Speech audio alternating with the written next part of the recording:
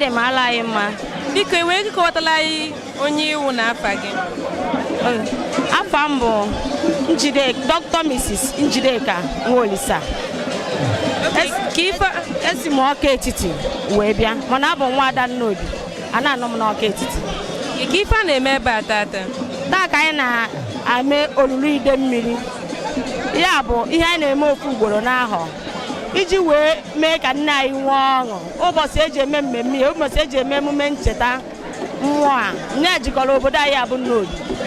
Ọ ya bụ Idemiri nke zọrọ the whole Idemiri mgbe a na-anụ agha, nke mere ka obodo anyị adị ka mmiri. A na-afụ isi mmadụ ọ dị ka eke ka a na-afụ mere na agha bata ha n'obodo anyị abụ Idemiri.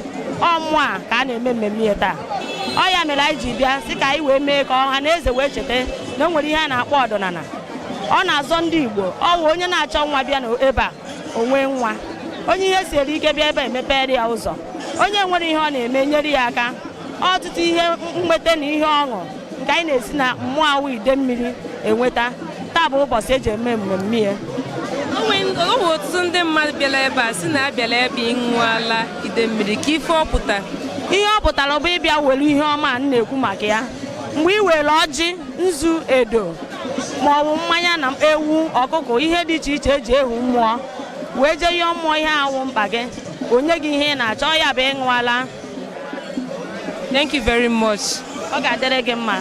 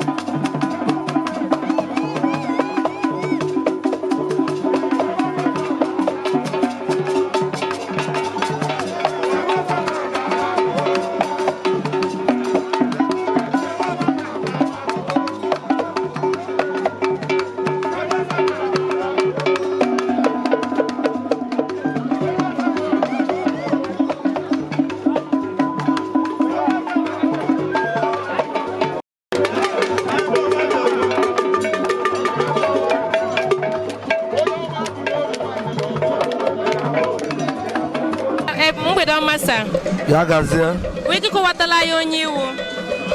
Aba mbụ Okechukwu MADUNAGOR onye Nnobi ebe na-esi.